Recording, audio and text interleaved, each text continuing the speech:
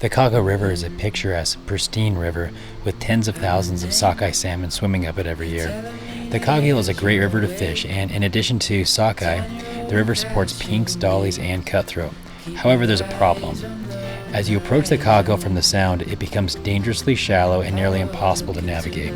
So most people stay away, but for those who can make it, you get world-class fishing. We will show you how to successfully navigate to the river and then up the river. Let's go explore and fish the Coghill.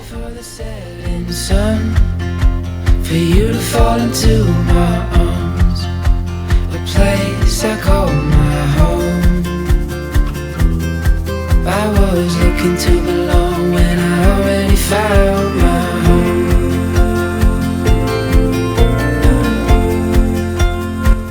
The Coghill River is located in Alaska's Prince William Sound.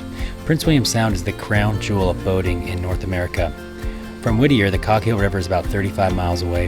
Head east through Passage Canal, and once you pass Pigott Point, turn toward the north and head into College Fjords. Pass Esther Island, which will be on your east. The Coghill River is on the eastern side of College Fjords. As you approach the Coghill River from College Fjords, you will encounter this large tidal mudflats. The shallow area around the mouth of the Coghill River extends out from the river about 3/4 of a mile. There is a very real risk of running aground. The mudflats are exposed during low tide, but as you can see from this drone video we took, at high tide it is covered with water. The large and shallow river delta creates an obstacle to entering the Coghill River even at high tides. I have had multiple friends try and fish the Coghill River but abandon after they hit ground multiple times. The depth goes from near zero in the shallow areas and then quickly drops off to 160 feet. The quick drop in depth makes anchoring risky, and don't forget, you'd be anchoring out in the open with minimal protection for your boat. The best places to anchor are in the bay north of Coghill Point. We anchored at the extreme north end of the bay above Coghill Point. The marine charts show 0 feet of depth at this location, which is not accurate. We anchored this spot and we measured 65 feet of depth. Now the approach to this anchorage did get very shallow. The shallowest depth we measured was 9 feet. These anchorages expose you to winds coming from the south, so plan according to the weather. This is a drone shot of our anchorage. If you face the drone north and look over the Coghill Point Peninsula, you get a great view of College Fjords. College Fjords has many tidewater glaciers and is an amazing place to explore. Now it's recording. We got the weirdo who keeps saying skibbity toilet and yacht. After anchoring, it's time to get the family ready to go and load it in the dinghy, which is not always an easy thing to do. The plan was to drive the dinghy across the open water, find the mouth of the river, and then drive up the river to the Fish Weir. If you don't know what a Fish Weir is, keep watching because we make it all the way to the Fish Weir. Once in the dinghy, I launched the drone and had one of my kids drive the boat. Point that out.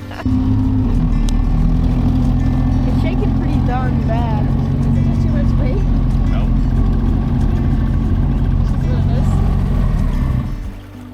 No, sometimes it just takes some. Gotta warm it up.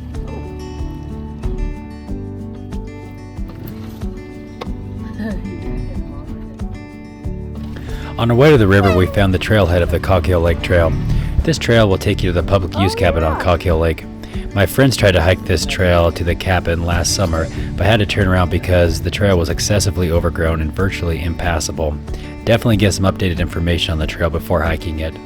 I added a map of the trail and a picture of the public use cabin.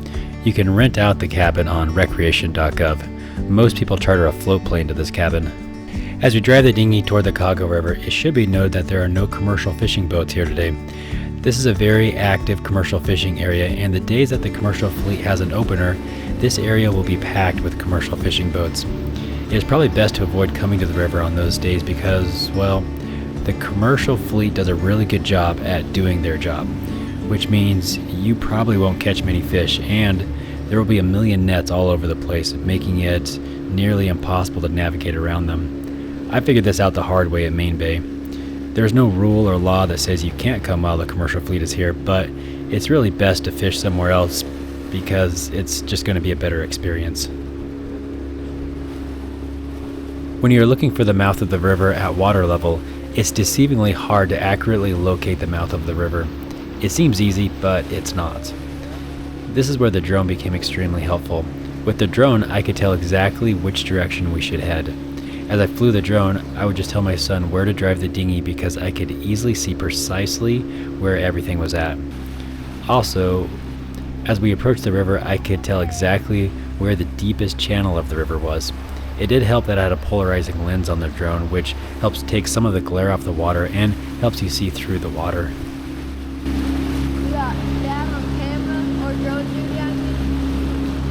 With the drone guiding us, we could confidently navigate the river.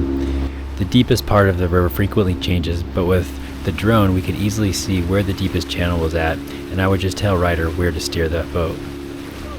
There's one thing that I want to be very clear about. We still chewed up the prop and hit a million rocks. Even with the drone showing us the deepest part of the channel, some places were just too shallow and we would hit ground. There are a few places that we had to get out and push the boat up the river.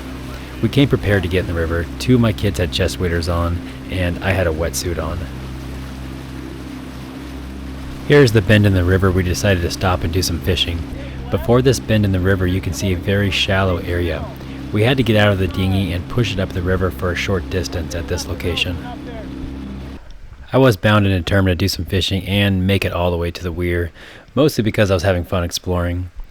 Luckily, Camille is patient with us and confident in what we are doing. I mean, I didn't really know exactly what I was doing, but fake it till you make it, I guess, and take some educated guesses along the way. But I think we did a pretty good job.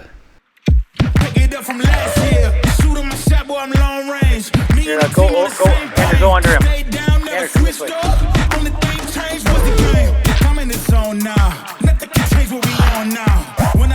Good job, Isaac.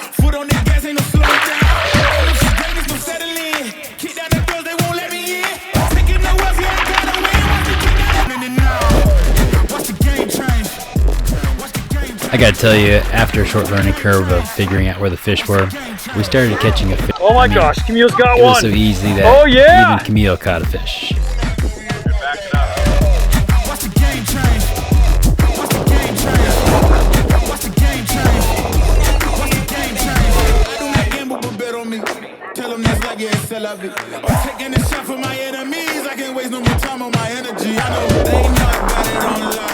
It took a little while for her to line the fish, so Isaac eventually just went out there and picked the fish up. It's a strange thing, but after a while everyone got bored of catching fish and started skipping rocks. We were not even close to catching our limit, but I figured we have enough fish, and to be honest, I don't feel like we need to catch every fish in the ocean. Mom. It's all in the wrist and shoulder. Just go. At this point, we continued our exploration up the Coghill River. We had about another 1.5 miles to go to get to the Fish Weir. The river developed more current as we went upstream, and that little 15 horsepower motor was having a hard time pushing us up the river. To be honest, this was one of those magical days that only come around every once in a while. We had perfect weather, calm seas out in the Sound, and lots of fish to catch, and our whole family was here. Next summer, I hope to see more people out here trying their luck with the Coghill River. In this image, you actually see our boat hit ground and a plume of rock and dirt come up behind the boat. To be honest, it was a little challenging getting up this river. This is the first look at the Fish Weir spanning the width of the river and the entrance to Coghill Lake. The fish and game cabin is seen on the right-hand side of the river. Our small boat is seen at the bottom of the screen, struggling to make progress in the strong current. We didn't have much further to go to get to the weir, and we weren't really making any progress, so we decided to pull the boat over to a gravel bar and walk the rest of the way up the river. The left-hand side of the river was shallow, which allowed us to walk in the river.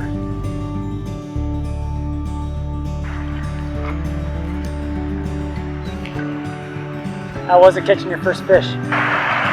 Piece of cake. Just threw that line in there, caught one right away. It was hard to reel it. The Fish Weir is a fence that spans the width of the river and obstructs fish from passing up the river. The weir is used by the Alaska Fish and Game to count the fish. There's a small area on the far end of the weir that is open for the fish to swim up the river and into the lake. The weir is used to accurately count the number of fish that successfully make it back to the lake. This will ensure that a large enough population of fish can spawn so that the fish populations can continue to be healthy into the future. This year, there were so many red salmon that they increased the catch limit from 6 fish per person per day to 12 fish per person per day. Today we caught 20 fish, but our limit for 5 people was 60 fish. But when your crew becomes more interested in skipping rocks than fishing, then 20 fish is perfect. You are not allowed to fish within 100 feet of the weir, so at this point we left our fishing poles in the boat. However, the boys really wanted to see if they could grab a fish with their hands. They were not successful.